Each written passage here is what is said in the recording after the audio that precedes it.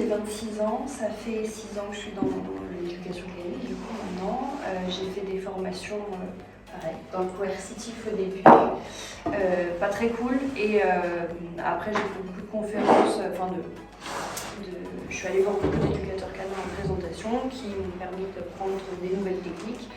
Et je travaille du coup à mon compte depuis 6 ans. Je suis dog walker depuis maintenant 3 ans. Donc, je propose à ma clientèle du 6e de Paris des balades collectives éducatives. Donc, je prends des groupes de 9-10 chiens max que j'emmène au bois. Je vais travailler tout ce qui est ordre de base, suivi, rappel. Sandrine, j'ai 52 ans. Je suis actuellement promeneuse aussi. À titre professionnel et activité principale. Voilà, depuis 7 mois. Principale, voilà, professionnelle. J'ai eu toujours des chiens dans ma vie. Hein. Depuis l'âge de 8 ans, j'ai toujours aimé la compagnie des chiens. J'ai eu des collègues, des labradors, des petits, des grands. J'ai toujours aimé m'amuser avec des chiens. Mais il n'y avait pas de profession à l'époque. Donc moi c'est Marie, pareil j'ai presque ton âge, j'ai 21, enfin je suis sur mes 22. Et donc j'aimerais bien faire une petite pension mais à petite taille pour garder 3 chiens ou même chats maximum en même temps. Et puis faire un peu d'éducation à côté. Je suis Elena, je suis brésilienne, je suis arrivée en France, cela fait 10 ans. Mon parcours professionnel n'a rien à voir avec le chien. Moi c'est Stéphanie, j'ai 40 ans et j'ai pas d'expérience dans le monde animal. En fait le projet que je mûrissais c'était d'ouvrir, alors quand j'étais plus jeune c'était un refuge, j'ai toujours cette partie-là mais plutôt aussi axée pension. Qu'est-ce que tu attends précisément de cette formation? Est-ce que c'est une simple ouverture pour découvrir autre chose? Qu'est-ce que tu attends? Moi j'aimerais, déjà je suis venue pour observer l'histoire des chiens justement de refuge, j'ai travaillé là-dessus, je trouve ça très très intéressant, pouvoir observer d'autres méthodes et offrir du coup à mes clients d'autres possibilités. Je suis là pour l'observation et aussi pour ce centre, parce que j'ai aussi dans l'objectif après, avec 2 amis à moi, de monter quelque chose. Monter quelque chose.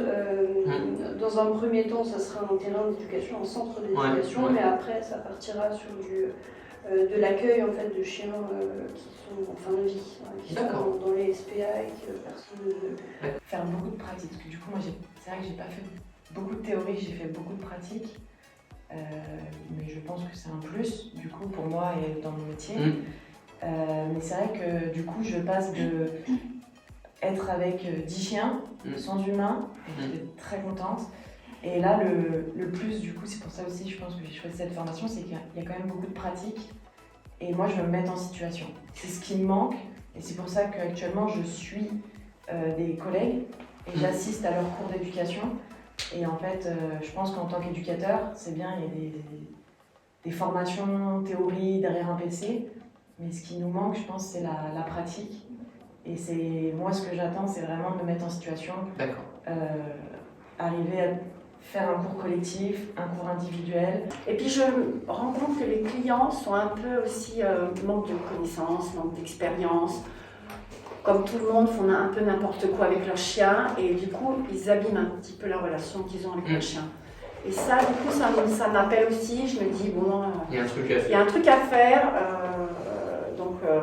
Là, aujourd'hui, j'attends de l'expérience, du terrain, plus de connaissances sur... Pour la garde d'animaux, je le fais depuis toujours, donc je ne me fais pas trop de soucis là-dessus. Mais pour l'éducation, voilà, il manque beaucoup de connaissances, beaucoup d'expérience aussi, donc c'est pour ça que je suis là, pour trouver ça. Puis pareil, pour faire des rencontres, pour tout ça.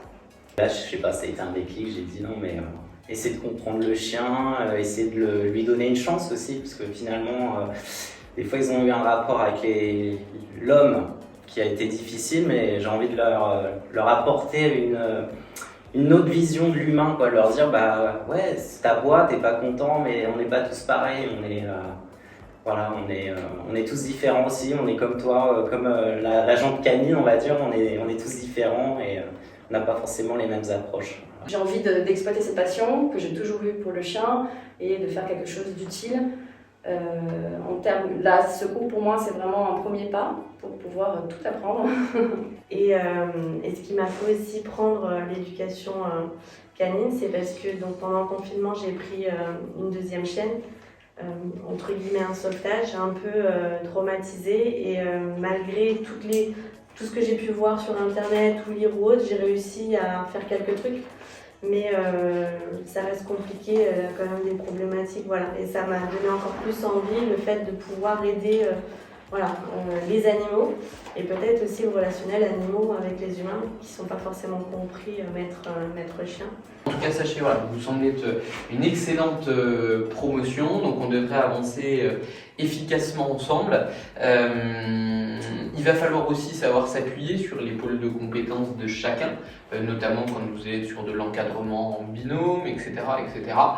Chacun a le pouvoir d'apporter quelque chose, ne serait-ce que par un regard différent, sans forcément toujours avoir une expérience exceptionnelle, par des idées différentes. Le manque d'expérience, parfois, ça peut aussi être des idées qui n'ont rien à voir avec ce qu'on connaît déjà, parce que pas de formatage, pas de formation. D'accord. Donc tout ça, ça a de l'intérêt. L'objectif, c'est qu'on soit là-dedans et qu'on reste dans l'échange. L'idée, c'est que vous construisiez aussi votre méthode. Moi, je ne vous dirai jamais la vérité, c'est ça.